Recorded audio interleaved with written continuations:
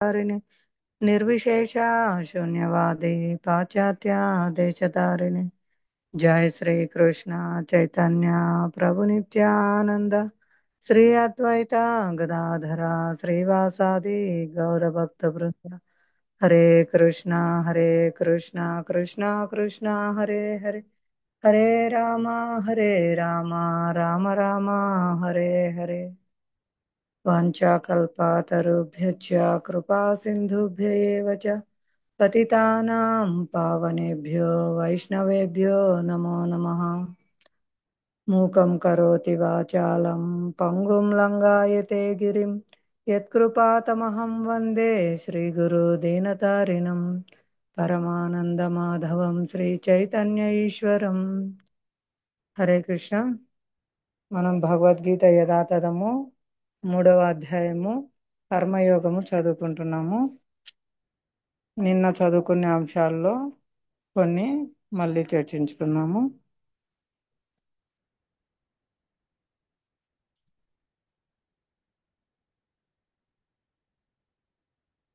35వ శ్లోకంలో పరధర్మమును చక్కగా నిర్వహించుట కంటేను గుణరహితమైన స్వధర్మమును ఆచరించుట ఉత్తమము. పరధర్మానుచరణము హానికరమగుటచే దానిని పాటించుట కంటేను స్వధర్మానుచరణమునందు నాశం పొందుట అయినను ఉత్తమమైనదే. ఇక్కడ భాష్యంలో శ్రీల ప్రభుపాదుల వారు వివరిస్తున్నారు. సంపూర్ణ కృష్ణ చైతన్యం నందు తమ విద్యుక్త ధర్మములను ప్రతి ఒక్కరూ నిర్వహింపవలను అని చెప్తున్నారు.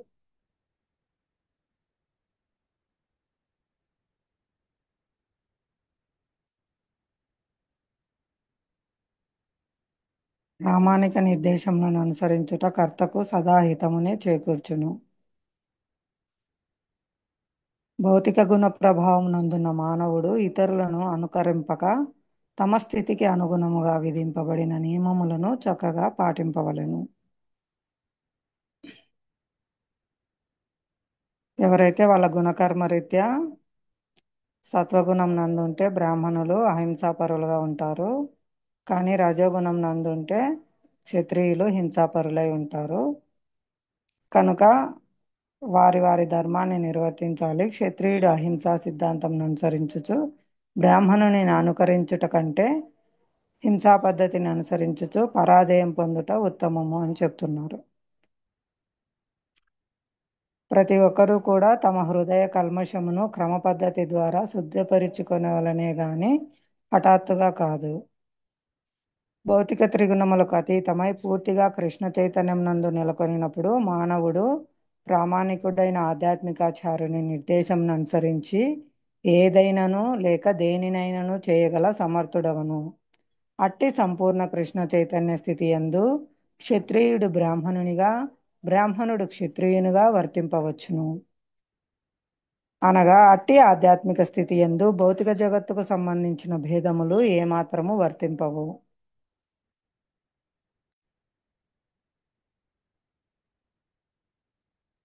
ఈ విధంగా మానవుడు భౌతిక స్థితి ఎందున్నంత కాలము భౌతిక గుణ స్వభావములను అనుసరించి తమ ధర్మములను చేయుచుండాలి. అట్లు చేయుచునే అతడు పూర్తిగా కృష్ణ చైతన్యమును కూడా కలిగి ఉండవలను అని చెప్తున్నారు. 36వ శ్లోకంలో అర్జునుడు వాచ ఓ వృష్టి వంశ సంజాతుడా, అనిష్టముగానైనను బలవంతముగా నియుక్తమైన వాని వలె మానవుడు దేనిచే పాపకర్మలను చేయుట యందు ప్రేరేపింపబడుచున్నాడు. ఇక్కడ క్వశ్చన్ వేస్తున్నారు అర్జునుడు. భాష్యంలో శ్రీల ప్రభుపాద వివరిస్తున్నారు. పరమాత్మ యొక్క అంశమగుట చేత జీవుడు సహజంగానే ఆధ్యాత్మికుడై ప్రవృత్తుడై సమస్త భౌతిక కల్మషముల నుండి విడివడి ఉండెను. కనుకనే స్వభావరీత్యా అతడు భౌతిక జగత్తుకు సంబంధించిన పాపములకు అతీతుడు. కానీ భౌతిక ప్రకృతితో సంపర్కమును కలిగి ఉన్నప్పుడు కొన్ని మార్లు ఎట్టి సంకోచము లేకుండా తన సంకల్పమునకు విరుద్ధముగా కూడా ఎన్నో రకాల పాపకార్యములను చేయుచుండును. కనుకనే అర్జునుడు జీవుల విరుద్ధ స్వభావమును గూర్చి శ్రీకృష్ణుని ముందించిన ప్రశ్న ఆలోచనాపూరితమైనట్టిది. జీవుడు కొన్ని మార్లు పాపకార్యం చేయుటను వాంఛింపకున్నను బలవంతముగా వారు అట్లు చేయుటకు ప్రేరేపింపబడుదురు. అట్టి పాపకార్యములు అంతరమందున్న పరమాత్మచే ప్రేరేపింపబడినవి. తర్వాతి శ్లోకమున భగవానునిచే వివరింపబడినట్లు దానికి మరో కారణము కలదు. 37వ శ్లోకంలో శ్రీకృష్ణ భగవానుడు పలికెను, అర్జున, రజోగుణ సంపర్కం వలన పుట్టిన కామమే తదుపరి క్రోధముగా పరిగణించును. అదియే ఈ ప్రపంచమునకు సర్వమును హరించినట్టియు పాపభూయిష్టమైన గొప్ప శత్రువు. భాష్యము శ్రీల ప్రభుపాదుల ద్వారా. శ్రీల ప్రభుపాదకి జై. జీవుడు భౌతిక సృష్టితో సంపర్కమును పొందినంతనే శ్రీకృష్ణుని పట్ల గల అతని నిత్య ప్రేమ రజోగుణ సంబంధం వలన కామముగా మార్పు చెందును.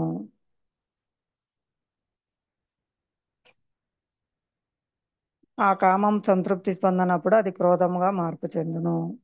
అటు పిమ్మట క్రోధము మోహముగా మార్పునందును. ఆ మోహమే జీవుని భౌతిక జీవితమును కొనసాగించును. కనుక కామమే జీవునకు గొప్ప శత్రువు. ఈ కామమే పవిత్రుడైన జీవుని భౌతిక జగత్తున బద్ధునిగా చిక్కుకొని ఉండినట్లు ప్రేరేపించుచుండును. క్రోధము తమో గుణమునకు మరో రూపము.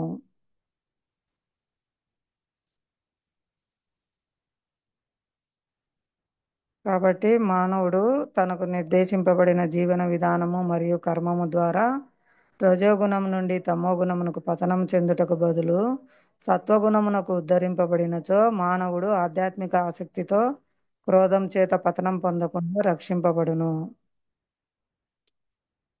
నిత్యము వృద్ధి చెందడి తమ చిదానందం కొరకు భగవానుడు అనేక రూపములుగా విస్తరించెను. జీవులందరూ అట్టి చిదానందపు అంశలు. వారు కూడా పాక్షిక స్వాతంత్రమును కలిగి ఉందురు. కానీ సేవా ప్రవృత్తి ఇంద్రియ భోగవాంఛగా మారి వారి స్వాతంత్రము దుర్వినియోగమైనప్పుడు వారు కామమునకు వసులగుదురు. బద్ధజీవులు వారి యొక్క కామాది ప్రవృత్తులను సంతృప్తి పరచుకొనుటకై భగవానుడు ఈ భౌతిక జగత్తును సృష్టించెను. అట్టి నిరంతర కామ ప్రవృత్తి కర్మలచే పూర్తిగా విసుగు చెంది నిరాశ చెందినప్పుడు వారు తమ నిజస్థితిని గూర్చి ప్రశ్నించుట ఆరంభింతురు. దీన్నే వేదాంత సూత్రములకు ఆరంభము. అదాతో బ్రహ్మ జిజ్ఞాస. మానవుడు పరబ్రహ్మమును గూర్చి విచారణ చేయవలెనని అర్థము. ఇది శ్రీమద్ భాగవతం నందు జన్మాదశయతో అస్వయాది తరచ్చ సర్వ సృష్టికి పరబ్రహ్మమే మూల కారణము అని నిర్వచింపబడినది. కనుక కామమునకు మూలం కూడా పరబ్రహ్మమునందే కలదు. కనుక అట్టి కామము భగవత్ ప్రేమగా మారినచో లేక కృష్ణ చైతన్యముగా అనగా శ్రీకృష్ణుని కొరకే సర్వమును వాంఛించుట అను భావనకు మార్పు చెందినచో కామక్రోధములు రెండును ఆధ్యాత్మికములు కాగలవు. శ్రీరామచంద్రుని గొప్ప సేవకుడైన హనుమంతుడు రావణుని సువర్ణ లంకా నగరమును దహించుట ద్వారా తన క్రోధమును ప్రదర్శించెను. అయినను అట్టి కార్యముచే అతడు గొప్ప రామభక్తునిగా కీర్తి నొందెను. ఇక్కడ భగవద్గీత యందు కూడా భగవానుడు తన ప్రీతి కొరకై శత్రువులపై కోపం చూపమని అర్జునుని ప్రేరేపించుచున్నాడు. కనుకనే కామక్రోధములు కృష్ణ చైతన్యమునందు వినియోగింపబడినప్పుడు అవి శత్రువులుగా కాకుండా మనకు మిత్రులుగా మారగలవు. 38లో అగ్ని పొగచేతను, అద్దము ధూళి చేతను, గర్భము మావి చేతను కప్పబడి ఉండునట్లు జీవుడు కూడా కామం యొక్క వివిధ దశలచే కప్పబడి ఉండును. ఇక్కడ 84 లక్షల జీవరాశుల్లో ఒక్కొక్కరు ఒక్కొక్క స్థితిలో ఉన్నారని చెప్తున్నారు. అగ్ని పొగచేత అనేదానికి మానవ జన్మ ఉదాహరణగా ఇచ్చారు. అంటే పొగ ఉందంటే అక్కడ అగ్ని ఉందని అర్థము. ఎవరైతే విసనకర్ర తీసుకొని అక్కడ విసురుతారో ఆ పొగ నుంచి అక్కడ అగ్ని ప్రజ్వరిల్లుతుంది. అలాగే మానవ జన్మలో ఉన్నత చైతన్యం గల జన్మ కాబట్టి ప్రతి ఒక్క జీవిలో కృష్ణ చైతన్యం సహజంగా ఉంటుంది.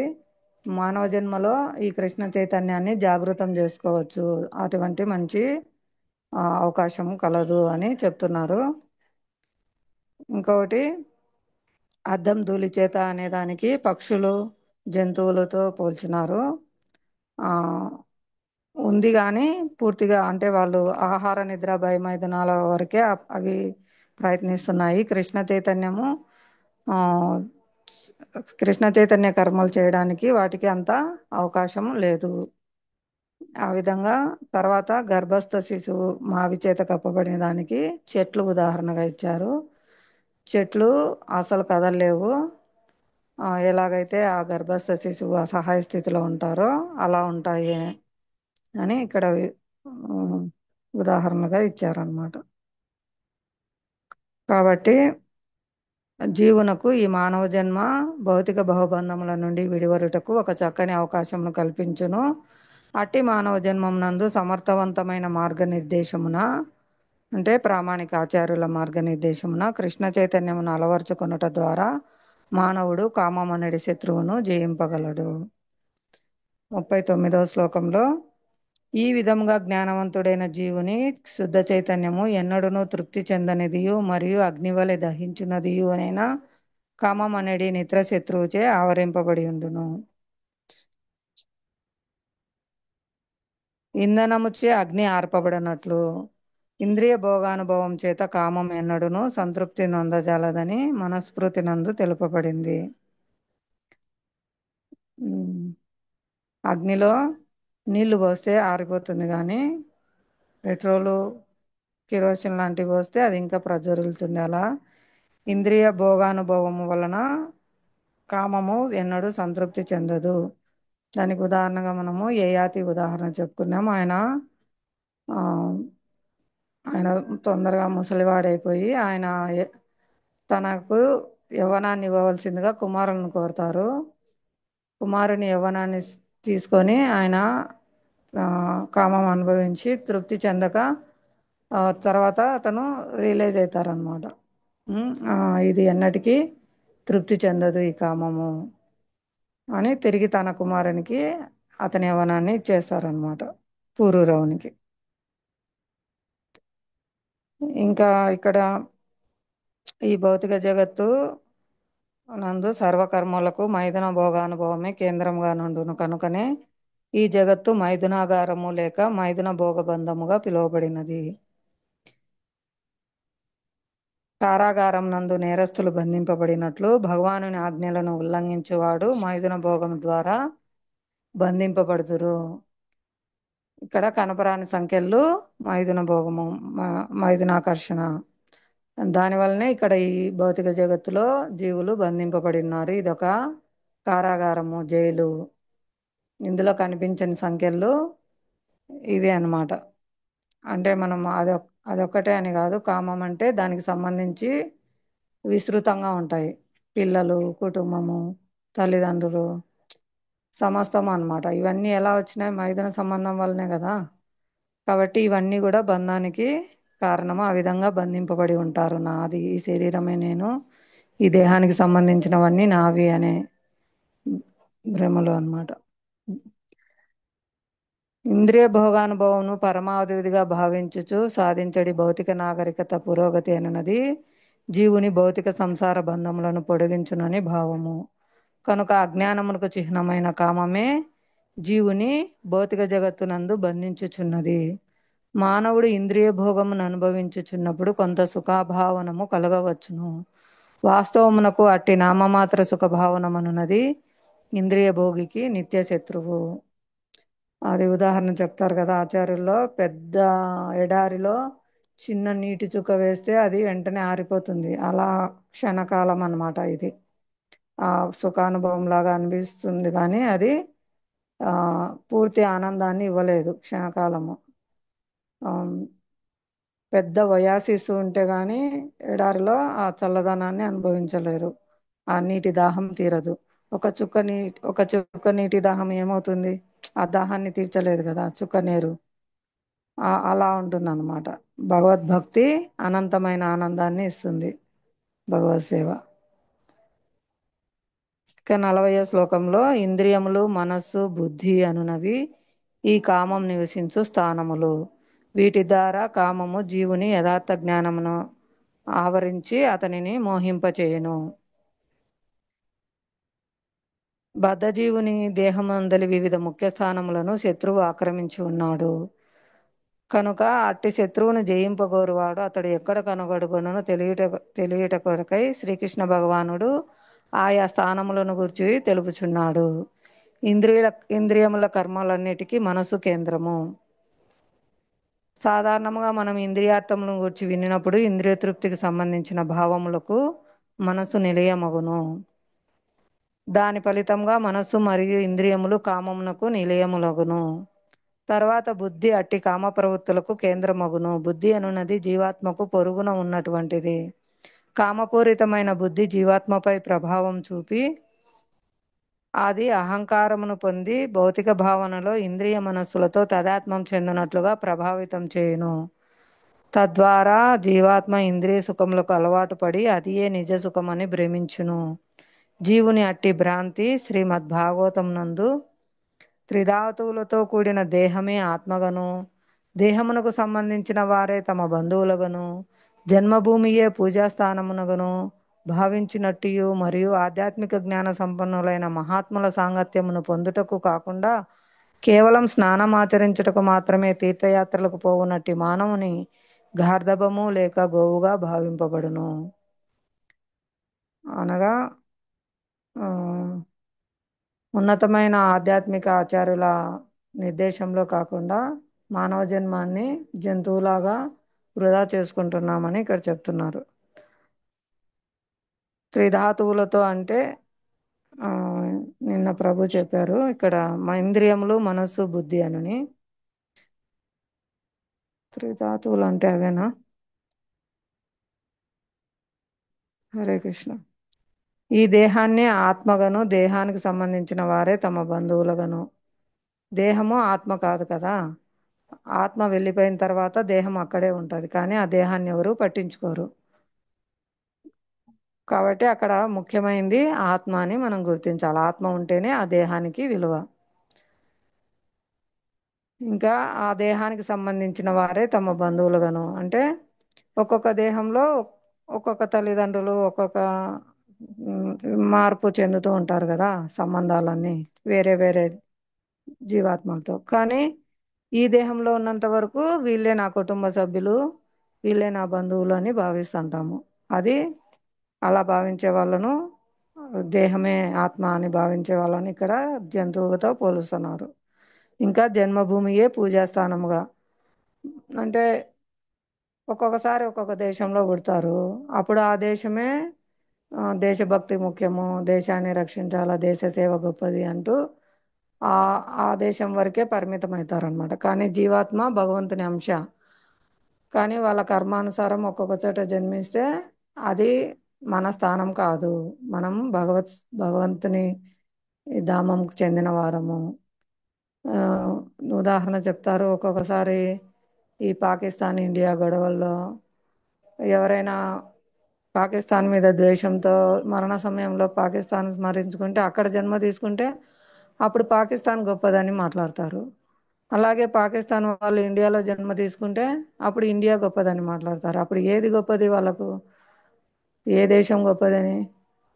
అంటే అది ఇక్కడ అలా తలుచుకునే వాళ్ళు జంతువుగా చెప్తున్నారు శ్రీమద్ భాగవతంలో. ఇంకా ఆధ్యాత్మిక జ్ఞాన సంపన్నులైన మహాత్ముల సాంగత్యమును పొందుటకు కాకుండా కేవలం స్నానం ఆచరించటకు మాత్రమే తీర్థయాత్రలకు పోనట్టు వాళ్ళని కూడా ఆ విధంగా పోల్చుతున్నారు. తీర్థయాత్రలకు ఎందుకు వెళ్ళాలని చెప్తున్నారు?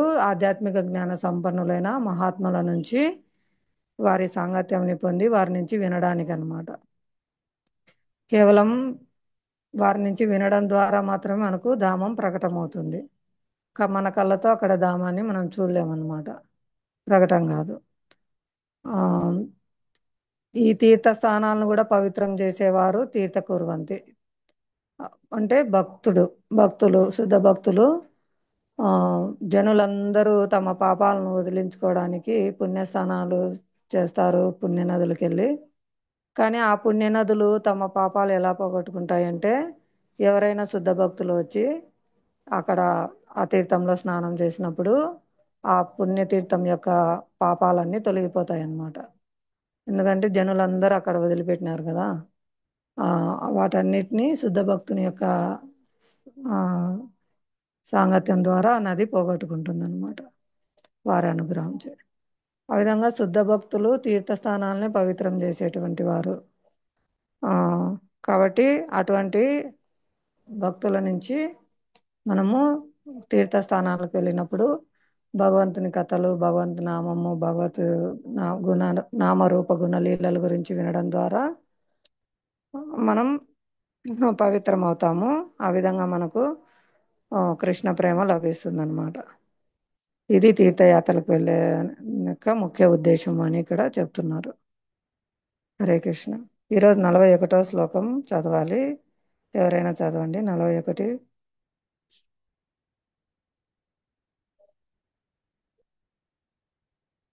హరే కృష్ణ.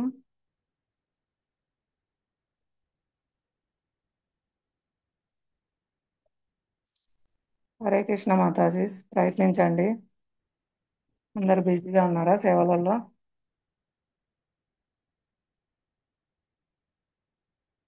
హరే హరే కృష్ణ. నేను చదువుతాను తప్పు కొంచెం. హరే కృష్ణ. చదవండి. తస్మాత్యమింద్రియాణద్వౌ నియమ్య భరతర్షభ పాపాత్మనం ప్రజహీహ్యేనం జ్ఞాన విజ్ఞాన నాశనం. ఓ భరతవంశీయులలో శ్రేష్ఠుడైన ఓ అర్జున, అందుచేతే ఇంద్రియ నిగ్రహం చేయి మహా పాపమునకు చిహ్నమైన కామమును అది ఆదిలోనే నియంత్రిస్తూ జ్ఞానము మరియు ఆత్మానుభూతి నాశనం చేయు దీనిని నశింపజేయుము. భాష్యం. ప్రభుపాదాల రక్ష. ఆత్మజ్ఞానమును మరియు ఆత్మానుభూతి వాంఛను నాశనం చేయు మహా పాపశత్రువైన కామమును నశింపజేయనట్లుగా ఆది నుండి ఇంద్రియములను నియంత్రించమని శ్రీకృష్ణ భగవానుడు అర్జునునికి ఆదేశించెను. ఇక్కడ అనాత్మకు మరియు ఆత్మకు నడుమ గల భేదమును ఎరు ఎరుగుటయే జ్ఞానం అనబడును. మరోలా చెప్పవలనైనా ఆత్మ దేహం కాదని తెలుగు జ్ఞానం ఆత్మ నిజస్వరూప స్థితి మరియు దానికి పరమాత్మతో గల సంబంధమును గురించి వివరించునట్టి విశేష జ్ఞానమే విజ్ఞానం. శ్రీమద్ భాగవతం 2.3.31లో ఈ విధంగా వివరించబడింది. జ్ఞానం పరమగుహ్యమే యద్విజ్ఞాన సమన్విత్వం సర్వహ్యం తదంగం చ గృహేణ గదితం మయ. ఆత్మ మరియు పరమాత్మల జ్ఞానం పరమ గుహ్యం మరియు అద్భుతము. అద్భుతము ఏమైనను అట్టి జ్ఞానమును మరియు ప్రత్యేక అనుభూతిని వాటిని వివిధ అంశాలతో భగవానుడే స్వయంగా అవరించినతో అవగాహన చేసుకొనవచ్చును. భగవద్గీత మనకు ఆత్మ యొక్క అట్టి సాధారణ మరియు విశేష జ్ఞానమును అందించును. నిజమునకు జీవులు భగవంతుని అంశలగుట చేత వారు అతడిని సేవించుటకే ఉద్దేశించబడిరి. అట్టి శ్రీ చైతన్యమే కృష్ణ చైతన్యం కనుక మానవుడు జీవితారంభం నుండి ఈ కృష్ణ చైతన్య విద్యను అలవరుచుకున్నటకు యత్నించవలను. దానితో వారు పూర్తి కృష్ణ చైతన్యవంతులై దానికి అనుగుణంగా నడుచుకోగలరు. సహజమైన ప్రతి జీవి సహజమైన ప్రతి జీవుని భగప్రేమకు వికృత ప్రతిబింబము కామం. కానీ మానవుడు ఆది నుండే కృష్ణ చైతన్యంలో సుశిక్షితుడైనచో ఆ సహజమైన భగత్ప్రేమ హీనమైన కామంగా పతనం చెందదు. భగత్ప్రేమ కామముగా పతనం చెందినప్పుడు తిరిగి సాధారణ స్థితికి చేరుకోగలుగుట మిక్కిలి కష్టము. ఏమైనను కృష్ణ చైతన్యం మిక్కిలి శక్తిమంతమగుట చేత దాని ఆలస్యంగా ఆరంభించిన వాడైనను భక్తిత్వ సేవ నియమములను పాటిస్తూ శ్రీకృష్ణుని ప్రేమించువాడు కాగలడు. కనుకనే జీవితంలోని ఏ స్థితిలోనైనను లేదా దానిని అనవసరము అవసరముగా గ్రహించిన నాటి నుండేను మానవుడు కృష్ణ చైతన్యమున భగసేవలో ఇంద్రియములను నియంత్రించుటను ఆరంభించి ఆరంభించి కామమును భగశ్రేమగా అనగా శ్రీకృష్ణుని పట్ల ప్రేమగా మార్చుకోవలెను. అది మానవ జీవితంలోని పరమోన్నతమైన పరిపూర్ణత్వపు స్థితి. హరే కృష్ణ. మాతాజీ వివరించండి మాతాజీ. హరే కృష్ణ మాతాజీ, కొన్ని పాయింట్లన్నా చెప్పండి. 4-5 పాయింట్లు ప్రయత్నించండి. హరే కృష్ణ.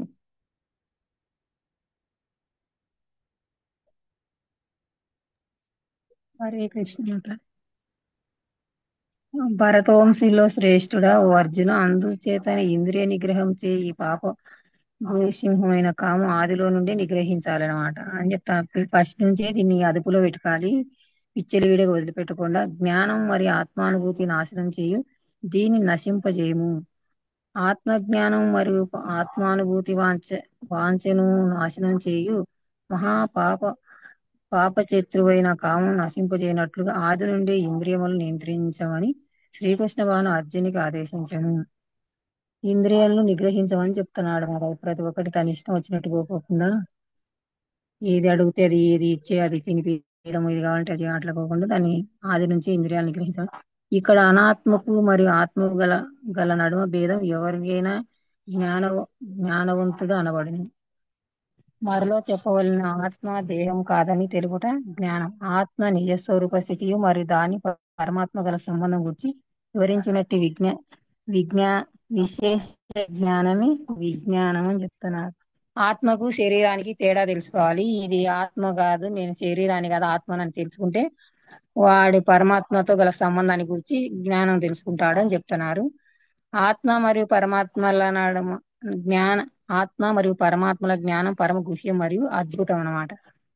ఏమైనా అట్టి జ్ఞానం మరియు ప్రత్యేక అనుభూతి వాటి వివిధ అంశాలతో భగవానుడే స్వయంగా వివరించినచో అవగాహన చేసుకోనవచ్చును. భగవద్గీత మనకు ఆత్మ యొక్క అట్టి సాధారణ మరియు విశేష జ్ఞానం అందించును. జీవనము జీవు జీ నిజమునకు జీవులు భగవంతుని అంశలవట చేత వారు అతడిని సేవించటకే ఉద్దేశించబడినది. ఈ జీవులందరూ భగవంతుని అంశలే కాబట్టి భగవంతుని సేవించటకే ఉద్దేశించబడిన అట్టి చైతన్యమే కృష్ణ చైతన్యం కనుక మానవుడు జీవితారంభం నుండి కృష్ణ చైతన్యం అలవర్చుకున్నట యత్నించవలను. జీవితారంభం నుంచి భక్తి చేయాలి. ఆ భక్తి చేస్తే దాని ఇంద్రియాలు ఆటోమేటిక్ గా నియంత్రించుకోవచ్చు అని చెప్తున్నారు. సహజమైన ప్రతిజీవి భగవత్ప్రేమ వికృత ప్రతిబింబై కామం కాని మానవ ఆది నుండి కృష్ణ చైతన్యంలో సురక్షితుడైనచో ఆ సహజమైన భగవత్ప్రేమ హీనమైన కామంగా పతనం చెందును. భగవత్ప్రేమ కామంగా పతనం చెందినప్పుడు తిరిగి సాధారణ స్థితికి చేరుకోగలుగుట మిక్కిలి కష్టము. ఏమైనను కృష్ణ చైతన్యం మిక్కిలి శక్తివంతమగుట చేత దాన్ని ఆలస్యముగా ఆరంభించిన వాడైన భక్తియుక్త సేవ నియమములను పాటిస్తూ శ్రీకృష్ణుని ప్రేమించువాడు కాగలడు. కనుకనే జీవితంలోని ఏ స్థితిలోనైనా లేదా దాని అవసరమును గ్రహించిన నాటి నుండైనా మానవుడు ఏ వయసులోనైనా ఎప్పటి నుంచైనా కృష్ణ చైతన్యం అలవర్చుకోవచ్చు అని చెప్తున్నారు. భగవత్సేవలో ఇంద్రియం నియంత్రించుటకు ఆరంభించు కామమును భగవత్సేవలో అనగా శ్రీకృష్ణ భగవాని పట్ల ప్రేమగా మార్చుకోగలను. అది మానవుని జీవితంలోని పరమోన్నతమైన పూర్ణత్వపు స్థితి. హరే కృష్ణ మాతాజీ. హరే కృష్ణ. ధన్యవాదాలు మాతాజీ, చక్కగా చెప్పినారు. ఆ కాబట్టి ఈ కృష్ణ చైతన్యం అనేది చాలా శక్తివంతం కాబట్టి ఎప్పుడు వచ్చినా కూడా వాళ్ళని అది పరిపూర్ణ స్థితి వైపుకు తీసుకెళ్తుంది. ఏం భయపడదు. మామూలుగా చిన్నప్పటి నుంచి శిక్షణ ఇస్తే సులభంగా ఉంటది వాళ్ళకు. కానీ అంతా కల్మషం చెంది కంటామినేట్ అయిపోయిన తర్వాత ఒకేసారి మారాలంటే కష్టంగా ఉంటది అనమాట. అయినప్పటికీ ఏం మీరు నిరాశ చెందవద్దు. ఎందుకంటే కృష్ణ చైతన్యం అనేది అంత శక్తివంతమైంది. ఆ ప్రామాణిక ఆచార్యుల మార్గనిర్దేశంలో ఎవరైతే చక్కగా విధి నియమాలను పాటిస్తారో వాళ్ళ యొక్క కామము భగవత్ ప్రేమగా మార్పు చెందుతుంది అని చెప్తున్నారు ఇక్కడ.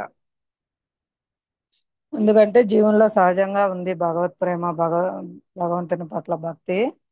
అది కప్పబడిపోయిందనమాట. కాబట్టి దానిని జాగృతం చేస్తున్నారు ఇక్కడ ఆచార్యులు. ఆ విధంగా జీవనంలో సహజంగా ఉండే భగవత్ ప్రేమ స్థితికి వాళ్ళు శిక్షణ ద్వారా ఉద్ధరింపబడతారు అని చెప్తున్నారు. అందుకోసమే కదా మనకు అన్ని ఇంద్రియాలకు ఉన్నత రుచినివ్వడానికి శ్రీల ప్రభుపాద వారు ఎంతో దయతో మనకు అన్ని కార్యక్రమాలు ఇచ్చారు.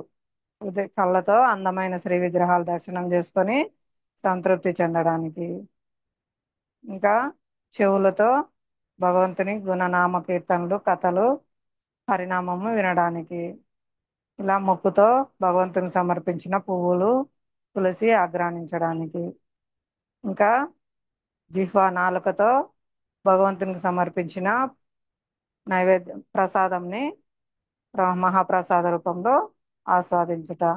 ఇంకా జిహ్వతో భగవంతుని నామము కథలు కీర్తించుట. ఇంకా చర్మము భగవత్ సేవలో భగవంతుని మందిరం మార్జనం చేయడానికి, భగవంతుని అలంకరించడానికి, భగవంతునికి పువ్వులు సమర్పించడము, జపమాలతో జపం చేయడము, ఇతర భక్తులతో కలిసి కీర్తన చేయడము, ఈ విధంగా చర్మము పవిత్రమవుతుందన్నమాట. ఈ విధంగా ఇంద్రియాలను ఉన్నతమైన కార్యాలయందు నెలకొల్పుట ద్వారా అవి సహజంగానే ఉన్నత రుచిని పొంది అధమ రుచిని వదిలేస్తాయి అని చెప్తున్నారు అన్నమాట. ముఖ్యంగా ఆ చిన్నప్పటి నుంచి శిక్షణ లేకుంటే, అంటే ఆ ఆచారాల దేశంలో ఆ బ్రహ్మచారి ఆశ్రమంలో ఉండి శిక్షణ పొందకపోతే వారు ఖచ్చితంగా వర్ణాశ్రమ విధులనైనా పాటించాలన్నమాట. ఆ విధంగా వర్ణాశ్రమ ధర్మం పాటించడం ద్వారా సురక్షితంగా ఉంటారు. కృష్ణుని సెంటర్ పాయింట్ గా చేసుకొని కృష్ణుని సంతృప్తి కొరకు వారి కార్యకలాపాలు చేస్తూ ఉండాలి. ఈవెన్ బ్రహ్మచారి అయినప్పటికీ కూడా అతను పూర్తిగా శిక్షణ పొందిన తర్వాత 25 సంవత్సరములు గురువు నిర్దేశంలో శిక్షణ పొందిన తర్వాత కూడా అతనికి వివాహం చేసుకోవాలనే కోరిక ఉంటే గురువు పర్మిషన్ తీసుకొని వివాహం చేసుకొని వర్ణాశ్రమ ధర్మం ప్రకారము గృహస్థ ధర్మ నియమాలు పాటించాలి. ఆ అంతేకాని అంటే సడన్ గా గృహస్థులుగా మారిపోవద్దు అనమాట. ఖచ్చితంగా ఎవరైతే బ్రహ్మచర్య ఆశ్రమంలో శిక్షణ పొందుతారో వాళ్ళు గృహస్థ ధర్మాన్ని కూడా చక్కగా నిర్వహించగలరు. లేకపోతే వాళ్ళకి కష్టంగా ఉంటుంది. కానీ కృష్ణ చైతన్యం అనేది చాలా పవర్ఫుల్ కాబట్టి మనకు చిన్నప్పటి నుంచి తెలియకపోయినా మధ్యలో వచ్చినప్పటికీ కూడా పెద్ద వయసులో ఇది చాలా పవిత్రమైన స్థితిని మనకి ఇస్తుంది అనమాట. ఇవన్నీ ఆచారాలు చెప్పినట్టు ఆచరించడం ద్వారా ఒకనాటికి శుద్ధ చైతన్య స్థితికి కూడా వస్తారు. ఈ విధంగా క్రమక్రమంగా వర్ణాశ్రమ ధర్మ విధులను అనుసరించుతూ చివరికి పూర్ణత్వ స్థితి అయినటువంటి శుద్ధ భక్తి ప్రేమను కూడా చేయగలుగుతారనమాట. అది ఈ యొక్క కృష్ణ చైతన్యం ఇచ్చే గొప్ప వరం. ఏ వయసులో వచ్చినప్పటికీ కూడా వాళ్ళు భయపడాల్సిన అవసరం లేదు. ఎంత చేసినా కూడా అది మనతోనే వస్తుంది. స్వల్పం అప్పేసే రాయితో మహతో భయాత్, ఎంతో భయాన్ని నుంచి రక్షిస్తుంది అని చెప్తున్నారు ఇక్కడ. ఆ విధంగా వారి యొక్క జీవుల యొక్క కామము శ్రీకృష్ణ భగవానుని పట్ల ప్రేమగా మార్చవచ్చును అని చెప్తున్నారు. అదే మానవ జీవితం నందలి పరమోన్నత పరిపూర్ణత్వ స్థితి అయి ఉన్నది అని. ఇందులో ఎవరికైనా డౌట్లు ఉన్నా కూడా మీకు అర్థమైంది, మరి ఆచారం నుంచి విన్నది ఏమన్నా ఉంటే చెప్పండి. హరే కృష్ణ.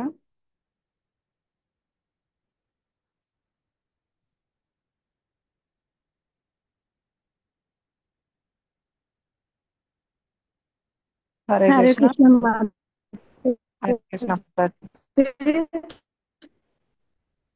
మాతాజీ. మాత లేదు కదా మాతాజీ, మనసు వయసుతో సంబంధం వచ్చినా కూడా భక్తి నమ్మకంగా చేయాలి భగవంతుడి మీద, అంతే కదా మాతాజీ? ఏ వయసులో వచ్చినప్పటికి కూడా వాళ్ళని పవిత్రం చేస్తుంది. పూర్ణత్వ స్థితికి కూడా వాళ్ళు ఉద్ధరింపబడతారు. భయపడద్దు. అంటే మేము చిన్నప్పటి నుంచి చేయలేదే అనేది ఏం లేదు. కృష్ణ చైతన్యం అనేది చాలా పవర్ఫుల్ అని చెప్తున్నారు. హరే కృష్ణ మాతాజీ. హరే కృష్ణ. అది ఉదాహరణకు జగాయి మాదాయి ఉదాహరణ తీసుకుంటే వాళ్ళు బ్రాహ్మణ కుటుంబంలో జన్మించినప్పటికీ కూడా ఎన్నో చెడు కార్యాలన్నీ చేస్తూ ఉన్నారు, పాప పనులన్నీ. కానీ ఎప్పుడైతే చైతన్య మహాప్రభు ప్రచారం చేయమని హరిదాస్ ఠాకూర్ వారిని, నిత్యానంద ప్రభుని పంపిస్తారో వీళ్ళను ఉద్ధరిస్తే సమస్త జనులకు అర్థమవుతుంది కృష్ణ చైతన్యం గురించి అని వాళ్ళకు వెళ్ళి హరినామం చెప్పమని చెప్తే వాళ్ళు ఒకరు కుండ తీసుకొని నిత్యానంద ప్రభువును గాయపరుస్తారు అనమాట.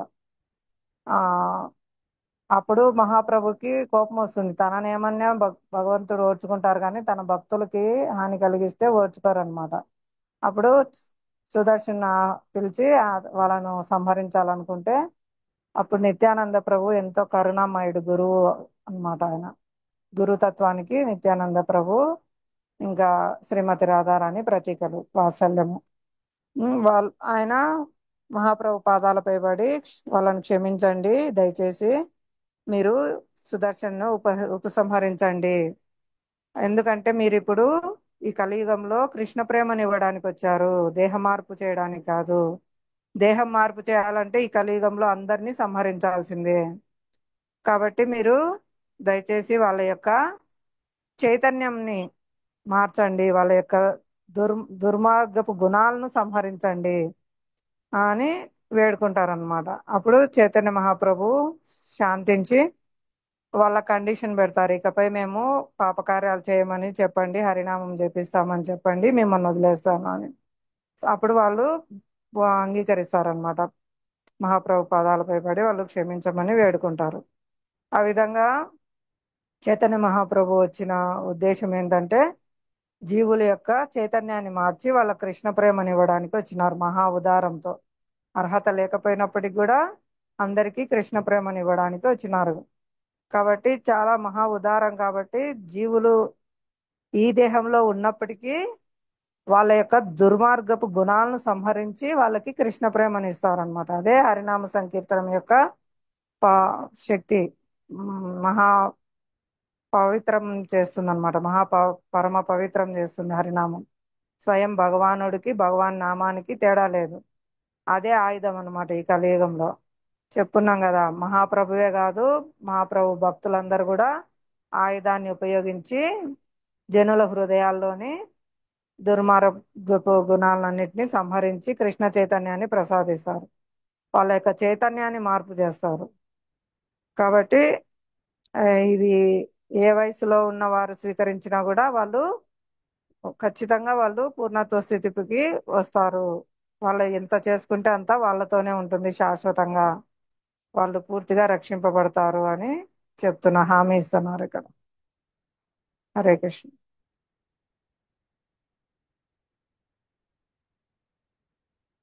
హరే కృష్ణ. ఇంకెవరైనా చెప్తారా? లేదంటే 42వ శ్లోకమైన చదవండి.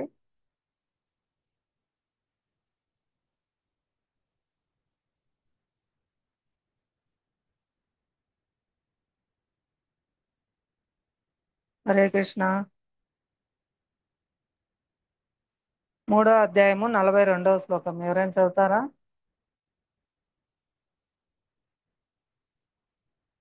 ఎవరికి అవకాశం ఉంటే వాళ్ళు చదవడానికి ప్రయత్నించండి.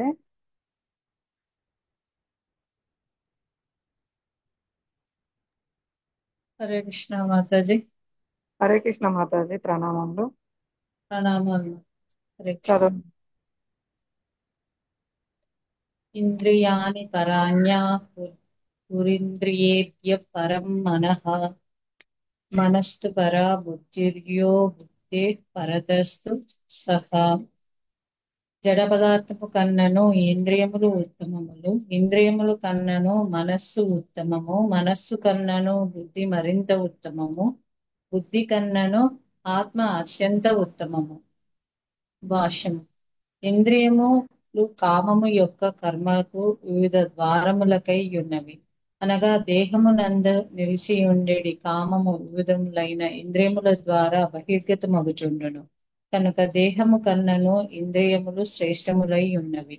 కానీ కృష్ణ భక్తి రస భావము కలిగినప్పుడు ఇంద్రియములు కామము బహిర్గతమగుటకు ఉపయోగింపబడవు. కృష్ణ భక్తి భావన యందు ఆత్మ భగవానునితో ప్రత్యక్ష సంబంధమును ఏర్పరచుకును. కావున ఇచ్చట తెలుపబడిన దేహ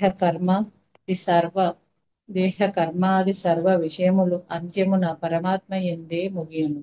దేహ కర్మ అనగా ఇంద్రియ కర్మ గనక ఇంద్రియములను నిరోధించుట అనగా దేహ కర్మలను ఆపివేయుట అని భావము.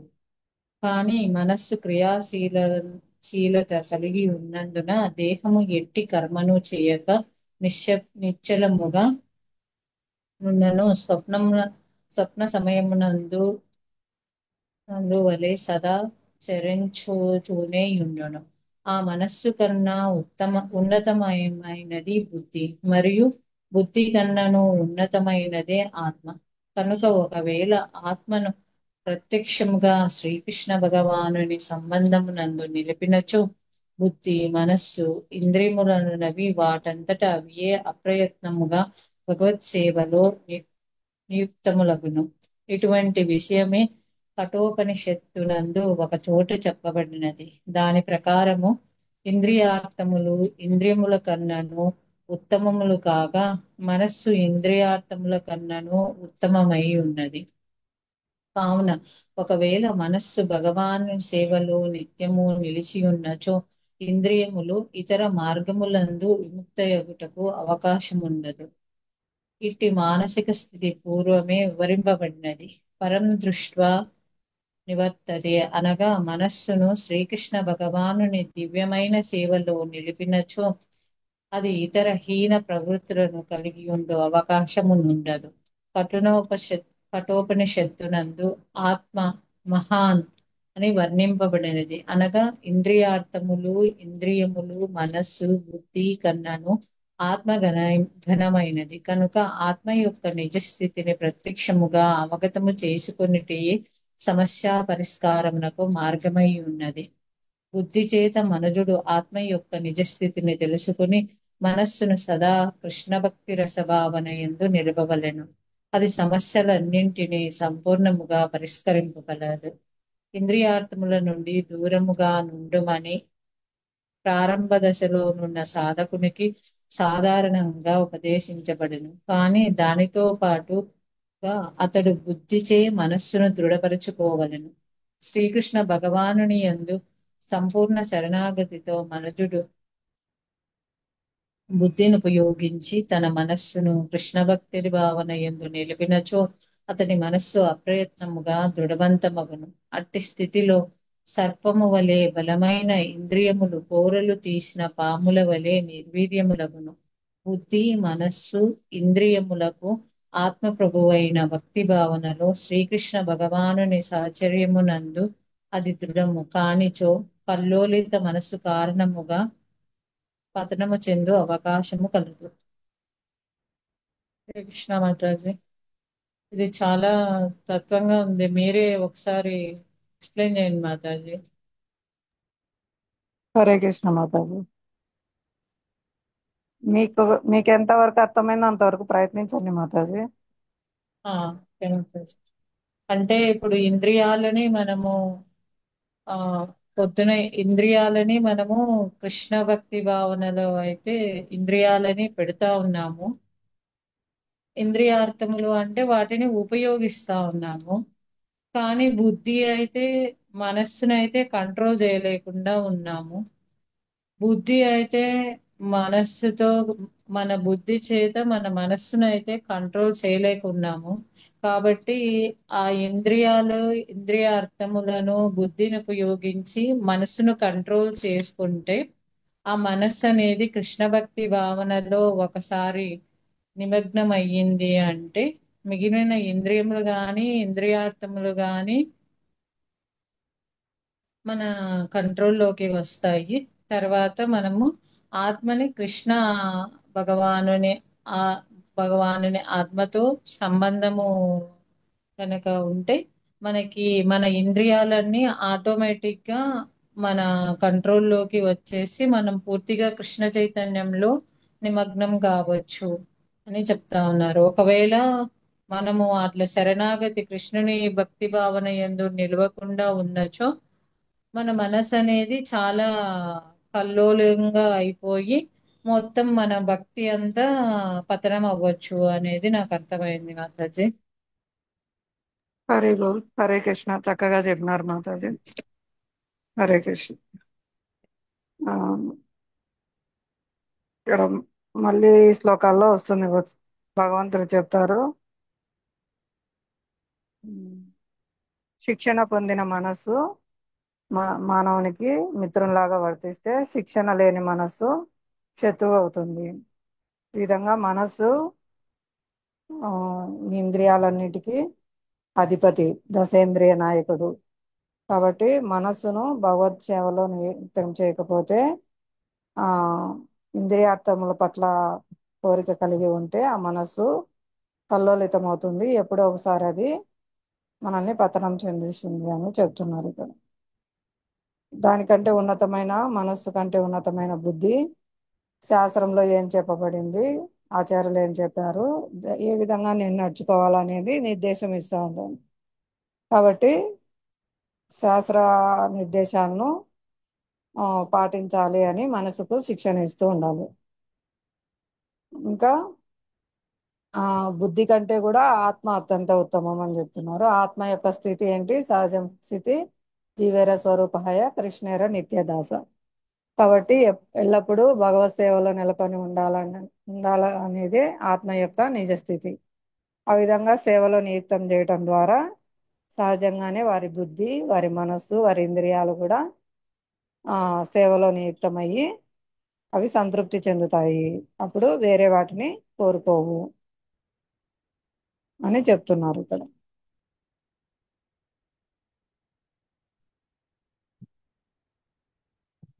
హరే కృష్ణ. ఇంకేమైనా ఇందులో డౌట్స్ ఉన్నా అడగండి, లేదా మీకు ఆచరణ నుంచి విన్నది మీరు ఇంకా హరే ఏదైనా కృష్ణ చెప్పండి. మాతాజీ. హరే కృష్ణ మాతాజీ. ఇక్కడ శ్రీకృష్ణ భగవాని సాహచర్యం నందు అది దృఢము కానిచో కల్లోలిత మనస్సు కారణంగా పతనం చెందే అవకాశం కలదు. అంటే ఇప్పుడు ఉమ్, దృఢము కానిచో మనస్సు కారణముగా అని అంటే ఇప్పుడు చాలా మంది తపస్సు మునులు మహర్షులు తపస్సు చేసి వాళ్ళ కంట్రోల్లో లేని కారణంగానే వాళ్ళు పతనం చెందారు కదా మాతాజీ. ఇప్పుడు మన మాతాజీ. భరత మహారాజు గురించి కూడా చెప్తా ఉన్నారు. ఆయన ఒక్క జింక పిల్లని జింక పిల్ల మీద మోహంతో ఆయన మొత్తం ఇదంతా వెళ్ళిపోయింది కదా. నెక్స్ట్ జన్మలో మళ్ళీ ఆ కారణంగా జింక శరీరం తీసుకొని మళ్ళీ ఆయన జింక శరీరం కాకుండా ఇంకా 2 జన్మలు ఎత్తిన తర్వాత గానీ ఆయనకి రాలేదు. ఉమ్, ఇంకా జన్మ మళ్ళీ తర్వాత మోక్షం రాలేదు. జింక జన్మ తర్వాత నెక్స్ట్ జన్మలోనే వెళ్తారు మాతాజీ, జడభరతుని జన్మ.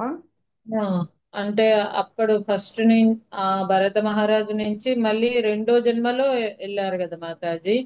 ఆ, మనకి అంటే మన అక్కడ స్పృహ అయితే ఉండదు. ఆయన గొప్ప భక్తుడు కాబట్టి ఆయనకి స్పృహ ఉండింది.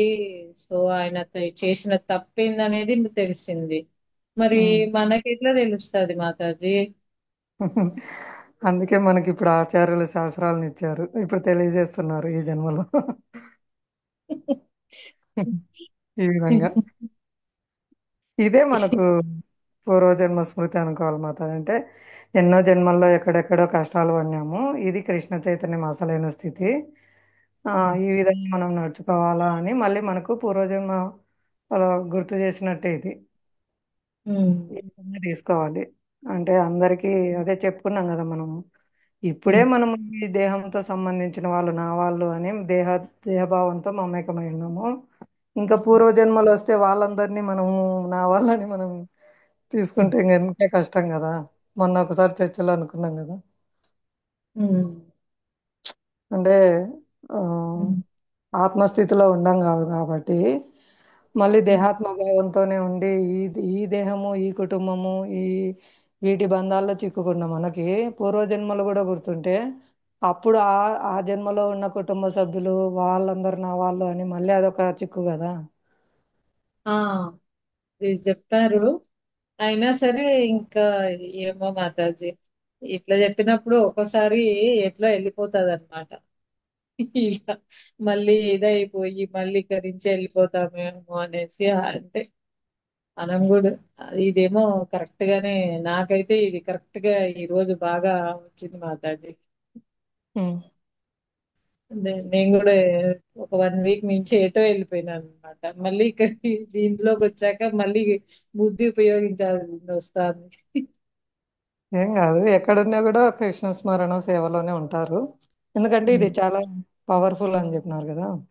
ఆ, కాబట్టి మనమైతే ఆ ఆచార్యుల దయ వల్ల ఆ జీవుని యొక్క నిజస్థితి కాబట్టి ఏ కొంచెం జాగృతమైనప్పటికీ కూడా అది ఎంతో భయాన్ని నుంచి రక్షిస్తుంది అనమాట. కాబట్టి మనకు ఎన్ని ఎదురవుతున్నా కూడా ఆచార్యుల కృప వల్ల మనం కంటిన్యూ అవ్వగలుగుతున్నాం. ఆ, అలాగే వచ్చే జన్మలో కూడా కంటిన్యూ అవుతాం అనమాట. ఖచ్చితంగా అవకాశం అయితే ఇస్తారు. ఇప్పుడు ఉమ్, నా ఉదాహరణ కానీ మీ ఉదాహరణ కానీ ఏదైనా తీసుకుని మీకు మనం జన్మించడమే ఒక సనాతన ధర్మం పాటించే వాళ్ళ ఇంట్లో, ఉమ్, భారతదేశంలో జన్మించినాం. సహజ అవును. సిద్ధంగానే మనకు చిన్నప్పటి నుంచి తెలియకుండానే కర్మ సిద్ధాంతం కానీ, భగవద్భక్తి కానీ, ఆ, భగవత్ సేవ గురించి కానీ, ఇస్కాన్కు సంబంధం లేకపోయినా పూర్వం నుంచి ఆచార్యులు ఏదైతే ప్రచారం చేసినారో అవి కుటుంబ సభ్యులు పాటిస్తూ ఉన్నారు కాబట్టి వంశాచారంగా అయినా సరే దేవుణ్ణి ఆశ్రయించి మనం సేవిస్తున్నాం. ఉమ్, పూర్తిగా దేవుడు అని తెలియకపోవచ్చు. ఇప్పుడు వెంకటేశ్వర స్వామి అంటే స్వయం కృష్ణుడే, గోవిందుడు వెంకటేశ్వర స్వామిగా వచ్చినారు. ఉమ్, కృష్ణుడే రామునిగా ఆవిర్భవించినారు. కానీ ఎవరికి తెలియకపోయినప్పటికీ కూడా సహజ సిద్ధంగానే మనం అంటే పూర్వజన్మలో ఎంతో కొంత ఆ, భక్తి చేసిన వాళ్ళై ఉండవచ్చు. వాళ్ళు కంటిన్యూ చేయడానికి మళ్ళీ ఇటువంటి ఉన్నతమైన జన్మ ఇచ్చిండొచ్చు. ఆ విధంగా మళ్ళీ మనం కంటిన్యూ చేయించిండొచ్చు చిన్నప్పటి నుంచి కూడా. ఉమ్, లేకపోయినా కూడా అంటే ఓకే. ఉమ్, వాళ్ళ యొక్క భక్తి వాళ్ళతోనే కొనసాగుతుంది. ఎంత పర్సెంటేజ్ చేసుకున్నారో అంత పర్సెంటేజ్. ఉమ్, ఆ విధంగానే ఒక మన కర్మానుసారము ఆ, మనం ఏదైనా బాధలు అనుభవించినప్పటికీ కూడా ఉమ్, భగవంతుడు గురుకృష్ణుల దయ వల్ల కరుణతో మళ్ళీ మనకు ఒక ప్రామాణిక ఆధ్యాత్మిక ఆచార్యుని, ప్రామాణిక సాంప్రదాయాన్ని ఇచ్చి, భక్తుల సాంగత్యాన్ని ఇచ్చి ఇంకా భక్తి కొనసాగించడానికి అవకాశం కల్పిస్తున్నారు. ఉమ్, అంటే అది మళ్ళీ మనకు నెక్స్ట్ జన్మలో ఆ, పూర్తి చేసుకోవడానికి అవకాశం ఇస్తున్నట్లే కదా. ఇప్పుడు పోయిన జన్మలో 50% కంప్లీట్ చేసుకుంటాము. ఆ ఉమ్, 50% మిగతాది కంప్లీట్ చేసుకోమని మనకి ఇప్పుడు అవకాశం ఇచ్చినట్లే. లేదా 90 చేసుకునే వాళ్ళు ఉండొచ్చు, ఆ 10% కంప్లీట్ చేసుకోవడానికి అవకాశం ఇచ్చినట్లే. అంటే ఇప్పుడు ఏదైతే భరత మహారాజుకి జింక జన్మలో గుర్తొచ్చినట్లు, మళ్ళీ జడభారతుని జన్మలో కూడా ముందు 2 జన్మలు గుర్తున్నట్లు మనకు కూడా ఉమ్, మళ్ళీ అవకాశం ఇచ్చినారు భగవంతుడు. ఆయనకే కాదు, ప్రతి ఒక్క జీవికి కూడా అలా అవకాశం ఇస్తున్నారు. అందుకే 30 ఏండ్ల తర్వాత కృష్ణుడు దేవాదేవుడు అని తెలుసుకున్నప్పటికీ ఆ అంటే మనకు ఆ స్మృతి అనేది మళ్ళీ కల్పిస్తున్నారు. ఉమ్, మర్చిపోయాం, ముందైతే దేవాదేవుడు అనేది తెలియదు. కానీ కృష్ణుని దయ వల్ల సనాతన ధర్మంలో ఆచరించే వాళ్ళ ఇంట్లోనే పుట్టినాము, భారతదేశంలో జన్మ తీసుకున్నాము, దేవాదేవుణ్ణే సేవిస్తున్నాము చిన్నప్పటి నుంచి. అన్నీ అయితే కంటిన్యూ అవుతున్నాయి. కానీ ఆ జ్ఞాపకం కూడా దేవాదేవుడు శ్రీకృష్ణ భగవానుడు, జీవులందరూ అతని అంశాలు, దేవతలందరూ కూడా అతని సేవకులే, మనం నిత్యంగా ఆయన సేవలో ఉండాల్సిన వాళ్ళము, ఇలాంటి జ్ఞానం కూడా మళ్ళీ మనకు ఆ జ్ఞాపక శక్తిని కూడా భగవంతుడు ప్రసాదించినారు. ఉమ్. హరే కృష్ణ మాతాజీ. హరే కృష్ణ. ఇదైతే కోల్పోం మాతాజీ, అది ఆచార్యుల కృప వల్ల అర్థమవుతుంది. ఆ కాన్ఫిడెన్స్ ఉమ్, కూడా వస్తుంది అనమాట. ఇప్పుడు ఇప్పుడు యాడ్ అయినది కూడా నిజాయితీగా చేసుకునేది ఎంతో కొంత పర్సెంట్ మనతో యాడ్ అవుతుంది. ఎప్పుడు ఆ, శరీరం మొదలుపెట్టినా కూడా అది మనతోనే వస్తుంది. నెక్స్ట్ పర్సెంటేజ్ నుంచే ఖచ్చితంగా భగవంతుడు మళ్ళీ అవకాశం ఇస్తారు. ఆ, తర్వాత మిగతాది కొనసాగించడానికి భక్తుల కుటుంబంలో జన్మ కానీ, ఎందుకంటే పూర్తి చేసుకోవాలని చెప్తారు ఆచార్యులు. ఎందుకంటే మళ్ళీ మళ్ళీ పరిస్థితులు ఎలా ఉంటాయో, ఆ, చాలా ఘోరమైన కలియుగ పరిస్థితులు ఉన్నాయి, ఇప్పుడే కంప్లీట్ చేసుకోండి అని అందరు కంప్లీట్ చేసుకోవడానికి ప్రయత్నం చేస్తారు. ఒకవేళ ఏదైనా ఇబ్బందులు ఎదురై, ఆటంకాలు ఎదురై ఆ, చేయలేకపోయినప్పటికీ కూడా భయపడొద్దు, నష్టం లేదు. వాళ్ళు కోల్పోయేది ఏముండదు. పూర్ణత్వం వైపే వాళ్ళ అడుగులు ఉంటాయి. మళ్ళీ ఖచ్చితంగా భగవంతుడు వాళ్ళకి అవకాశం ఇస్తారు. అదే కొందరు అంటుంటారు, వీళ్ళు చిన్నప్పటి నుంచి టెంపుల్లో చేరి చదువుకోలేదు, ఉమ్, మధ్యలో పూర్తి చేయకుండా బయటకు వచ్చేసారు. అట్లా అట్లా బయటన్నా ఉండింటే చదువుకొని ఉద్యోగాలన్నా వచ్చి భౌతికంగా బాగుండేవాళ్ళు. ఇప్పుడు ఆధ్యాత్మికం పూర్తి చేయలేదు, ఇట భౌతికంగా ఉద్యోగాలు లేవు, వీళ్ళ పరిస్థితి ఏంది అని కొందరు అంటుంటారు. అది తప్పు, ఉమ్, అట్లా ఎప్పుడు అనుకోవద్దు. వాళ్ళు ఎంత కాలం భక్తిలో ఉన్నారో, చిన్నప్పటి నుంచి ఆశ్రమంలో ఉండి సేవలు చేసినారో, అదంతా వాళ్ళ శాశ్వత సంపద. వాళ్ళు కోల్పోయింది ఏమీ లేదు. వాళ్ళు తప్పకుండా మళ్ళీ భక్తిలోకి వస్తారు, వాళ్ళు పూర్తి చేస్తారు. తాత్కాలికంగా పతనం చెందినట్లు కనిపించవచ్చు మనకు. వాళ్ళ కష్టాలు మామూలు జనులకు వచ్చే కష్టాలు కాదు. తల్లి బిడ్డను మందలిస్తుంది, అదే తల్లి ఒళ్ళో కూర్చోబెట్టుకొని గోరుముద్దలు తినిపిస్తుంది. అలా భగవంతుడు తాత్కాలికంగా వాళ్ళకు శిక్ష వేయొచ్చు, కానీ తల్లిదండ్రులు ఎప్పుడు వాళ్ళను వదిలిపెట్టరు. ఉమ్, తప్పకుండా వాళ్ళు మళ్ళీ తమ ఒళ్ళో కూర్చోబెట్టుకొని తినిపిస్తారు. అది ఆ వాత్సల్యం, ఆ ప్రేమ అటువంటిది. కాబట్టి ఎవరు నష్టపోయింది ఏమీ లేదు. టెంపుల్లోంచి వెళ్ళిపోయినా కూడా వాళ్ళు కోల్పోయింది ఏమీ లేదు. వాళ్ళు మామూలు మనుషులు కాదు, వాళ్ళు సామాన్య వ్యక్తులు కాదు, వాళ్ళు భక్తులు. ఇప్పుడు తాత్కాలికంగా భక్తి చేయకపోయినప్పటికీ కూడా అని చెప్పారు ప్రభుజీ. హరే కృష్ణ మాత. రాజు. హరే కృష్ణ. ఇంకా ఎవరైనా చెప్తారా? 2 నిమిషాలు ఉంది. ప్రయత్నించండి, అందరు చర్చలో పాల్గొంటే మనకు స్ట్రాంగ్నెస్, విశ్వాసం అనేది వస్తుందన్నమాట. ప్రతి ఒక్కరికి అనుభవమే కదా. ఒకప్పుడు ఎలా ఉన్నాము, ఇప్పుడు ఎలా ఉన్నాము, ఎంత మార్పు వచ్చింది, కృష్ణ చైతన్యం ఎంత శక్తివంతమైంది అనేది మీ అనుభవాలు చెప్పండి. హరే కృష్ణ మాతాజీ. హరే నేను కృష్ణ. మొన్న 30వ తేదీ పెళ్లికి పోయినానా. పెళ్లికి పోయింటే పెళ్లిలో సినిమా పాటలు పెట్టినారనమాట.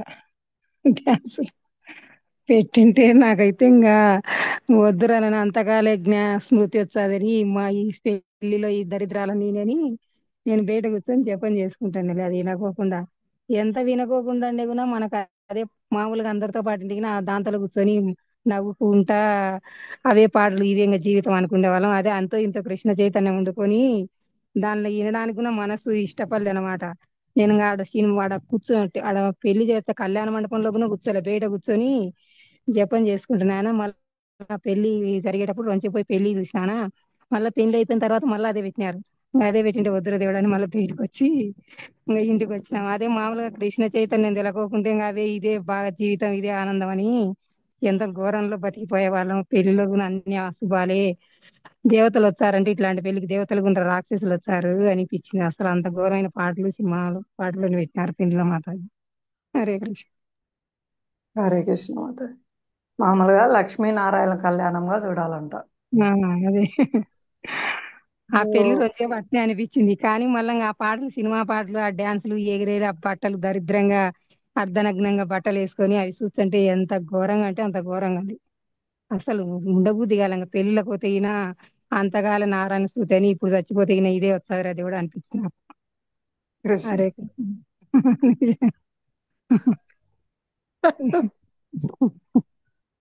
హరే కృష్ణ మాతాజీ. పార్వతి మాతాజీ దండవతున్న నమములు. హరే కృష్ణ మాతాజీ. మాతాజీ అక్కడ అక్కడ ఫ్రూట్స్ అవి ఏం తీసుకుంటారు మాతాజీ పెళ్లిలో? మేమైతే ఇంతవరకు ఎప్పుడు ఏం తీసుకోవాలి మాత. నిన్నైతే వాళ్ళు పనులు పెట్టింటే పనులు తీసుకున్నాగా. ఎక్కడ పోయినా కూడా ఇంటికి వచ్చే తీసుకుంటాం మాత ఈ ప్రసాదం. పోయేటప్పుడు పొద్దున అదే పూజ నేను చేసుకొని తిన్నామా, వచ్చినాక మళ్ళీ అన్నం పప్పు చేసుకొని తిన్నాం. అదే నేను కూడా అట్లానే చేస్తాను. ఫ్రూట్స్ ఉంటే ఫ్రూట్స్ తీసుకుంటా. ఇక అందరు మా వాళ్ళు అందరు బతిల్లాడి టీ అది ఇది చేస్తే తీసుకుంటా కదా. స్వీట్ ఏదైనా ఉంటే స్వీట్ తీసుకుంటాను. నేను అయితే ఫ్రూట్స్ తీసుకున్నాను. అదే అండి, పెళ్లికి పోతే పెళ్లి ఒక యజ్ఞంలో వానగొనం అంటే ఆ పెళ్లి యజ్ఞం కాదు కదా. అంత దరిద్రంగా చేస్తున్నారు పెళ్లిళ్ళు. కృష్ణ చేయొచ్చన్నారు. మళ్ళీ ఏమన్నంటే ఇది అంత నాగరికత అంటారు. అంత అవును, భ్రష్టు పెట్టుకున్నారు, అంత భ్రష్టు పెట్టుకున్నారు. అట్లా చేయకపోతే ఇంత గ్రాండ్ గా చేయలేదు అన్నట్టుగా ఉన్నది ఇప్పుడు పరిస్థితి. బొగ్గులు చేస్తున్నారు, అంత నరకానికి తోడుకోవడానికి అందరు. అంతే అంతే, కలియుగం అంటే అంతే కదన్నమాట. అది నరకానికి దారే చూపిస్తారు. అందరూ పాపం చేయమనే చెప్తారు, అదే నిజం కదా. చేయమని ఎవరు చెప్పరు, మంచి చేయమని కూడా ఎవరు చెప్పరు. అది చెప్తున్నారంటే మన కోసం భగవంతుడు శ్రీకృష్ణ భగవానుడు పంపించిన వాళ్ళే అనుకోవాలి. కానీ నిజంగా మాతాజీ మీరు అప్పుడు మాట్లాడినప్పుడు కూడా కొన్నిసార్లు క్లాస్ లో నాన్ వెజ్ తినట్లేదా అంటే వాళ్ళని ఒక రకంగా చూడడం, అయ్యో తినట్లేదా తినట్లేదా అంటే అప్పుడేమో అదే తప్పు చేసే వాళ్ళని ఏమన్నారు, కానీ మంచి చేసే వాళ్ళని దూషించడం, మంచి చేసే వాళ్ళని ఒక రకంగా ఆశ్చర్యంగా చూడడం, వింత మనుషులను చూసినట్టు చూడడం, అట్లా అయిపోయింది కదా మాతాజీ ఇప్పుడు. తెలియక అట్లా ఆ తెలియక మాతాజీ అజ్ఞానంలో. అదే అదే అన్నారు, మీరే ఒకసారి అన్నారు అనమాట. ఇట్లనే ఒక దగ్గర పెళ్లిలోకి వెళ్తే మాంసం తినరా అంటే అంటే ఆశ్చర్యంగా పోయారు అనమాట. మిమ్మల్ని చూసి అని చెప్పిందారు అనమాట ఒకసారి క్లాస్ లో. ఆశ్చర్యంగా చూస్తున్నారు, వింత మనుషులను చూసినట్టుగా చూస్తున్నారు అని అనమాట.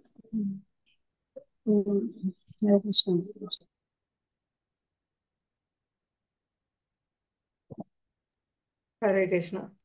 హరే కృష్ణ. మాతాజీ ఎన్నో శ్లోకం అయింది మాతాజీ ఇప్పటి వరకు 3వ అధ్యాయంలో? ఒక శ్లోకం ఉంది మాతాజీ, చివరి శ్లోకం ఉంది, అన్ని అయిపోయినాయి. 3వ దాంట్లోనా? అదే నేను తీసి పెట్టుకున్నాను, టైం ఉంటే చదువుదాం అనుకున్నాను. టైం అయిపోయింది అన్నారు కదా. మాతాజీ ఉమ్, హరే కృష్ణ. అందరికీ ధన్యవాదాలు చర్చలో పాల్గొన్నందుకు. అదే మనకు వర్ణాశ్రమ ధర్మము శిక్షణ ఇచ్చేది.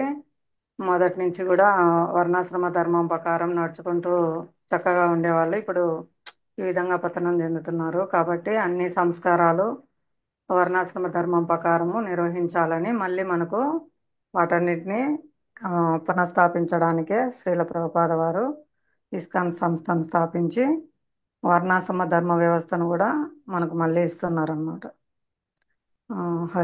హరే కృష్ణ. అందరికీ ధన్యవాదాలు. హరే కృష్ణ మాతాజీ. హరే కృష్ణ మాత, చెప్పండి. మాతాజీ ఈ మధ్య మా బాబుది స్కూల్ యానివర్సరీ ఉంటే వెళ్ళాం మాతాజీ. ఇందాక పార్వతి మాతాజీ చెప్పారు కదా, సేమ్ అదే రిపీట్ అయింది మాతాజీ. చిన్న పిల్లలు మాతాజీ, వాళ్ళు నర్సరీ పిల్లలు అంటే ప్రైమరీ పిల్లలు. వాళ్ళతోటి ఏదో ఒకటి రాజ్ కపూర్ సాంగ్ వేపించారు. చాలా బాధ వేసింది మాతాజీ. అట్లా ఇంకొక సాంగ్ కూడా వేపించారు. అంటే ఆ కొన్ని కొన్ని మంచి మంచిగా చేశారు మాతాజీ, కొన్ని కొన్ని. కానీ ఒక రెండు మూడు సాంగ్స్ మాత్రం ఇలా చేపించారు పిల్లలతోటి. ఆ వాళ్ళు ఒక బుక్ ఇస్తారు మాతాజీ. అంటే మీ ఒపీనియన్ చెప్పండి, మా ఫంక్షన్ ఎలా జరిగింది ఏంటి అనేసి. ఆ నాకైతే అందులో రాయాలనిపించింది. మీరు ఆ, ఇట్లా గౌరవమైన వృత్తిలో ఉండి పిల్లలతోటి ఇట్లా ఏంటి అని. కాకపోతే మా బాబు ఒకటేమైనా ఇదవుతున్నాడు, అమ్మ రాయొద్దమ్మా రాయొద్దమ్మా అనేసి. అందువల్ల ఇంకా రాయలేకపోయాను మాతాజీ. కాకపోతే నాకు చాలా బాధ వేసింది. వాళ్ళ ప్రిన్సిపాల్ తో కూడా నాకు మాట్లాడాలనిపించింది. మీరు పక్క నుండి మరి ఎంకరేజ్ చేస్తున్నారు పిల్లల్ని, చిన్న పిల్లలతోటి అనేసి చాలా బాధ వేసింది అప్పుడు చూస్తే అవి. కాకపోతే ఇంతకు ముందు ఉండేది కానీ ఇంతగా మనసు అంటే మన మనసు మనల్ని ప్రతిఘటించేది కాదు మాతాజీ. కానీ ఇప్పుడు మాత్రం దాన్ని చెయ్యాలి, వాళ్ళకి చెప్పాలి. నాకైతే ఆ ప్రిన్సిపల్ మేడం పక్క నుండి మరి వాళ్ళు చేస్తుంటే ఎంజాయ్ చేస్తుంటే చాలా బాగా చేస్తుంది. హరే కృష్ణ మాతాజీ. హరే కృష్ణ మాత, చక్కగా చెప్పినారు. మేము కూడా చిన్నతనంలో చెప్పినట్లే తెలియనప్పుడు అజ్ఞానంలో అవే ఎంజాయ్ చేస్తాము. ఆ వేసుకునే పాటలైనా కూడా మా పిల్లలకు కూడా డబ్బులు కట్టి మరీ వాళ్ళతో శిక్షణ ఇప్పించి చేపించాము అన్నమాట. అయ్యేం చాలా ఘోరంగా ఉంది మాతాజీ. ఆ రాజ్ కపూర్ సాంగ్ ఒకటి ఏదో ప్యార్ హువా ఎక్ రాత్ హువా అని, ఆ చిన్న చిన్న పిల్లలతోటి అన్ని అబ్బాయిలు అమ్మాయిలతో కలిపి స్టెప్స్ వేపిస్తున్నారు. అబ్బా నాకైతే ఆ ప్రిన్సిపల్ మేడం ని చూస్తే ఇంత డబ్బులు కట్టి అసలు చాలా బాధ వేసింది మాతాజీ. హరే కృష్ణ. అందుకే ప్రభుజీ చెప్పేది అవి పాఠశాలలు కాదు వధశాలలు. మనం చిన్న చైతన్యం బాగుంటది, వాళ్ళని తీసుకెళ్లి వాళ్ళ కాడ వదిలేస్తే వాళ్ళ దగ్గర 10 గంటలు 12 గంటలు శిక్షణ పొంది వాళ్ళు ఏ విధంగా తయారవుతారు. వాళ్ళ చైతన్యాన్ని సంహరిస్తున్నాం, సహజమైన కృష్ణ చైతన్యం. కాబట్టి అవి వధశాలలు పాఠశాలలు కాదు అని చిన్న విద్యా విధానం నుంచి మార్పు రావాలి. అదే ప్రహ్లాద్ మహారాజ్ చెప్తారు కదా, కౌమారం నుంచి పాటించాలి భక్తి అనేది అని. హరే కృష్ణ మాతాజీ. ఆచార్యుల దయ వల్ల గోపాల్ స్కూల్ పెద్ద చేయాలనుకుంటున్నారు.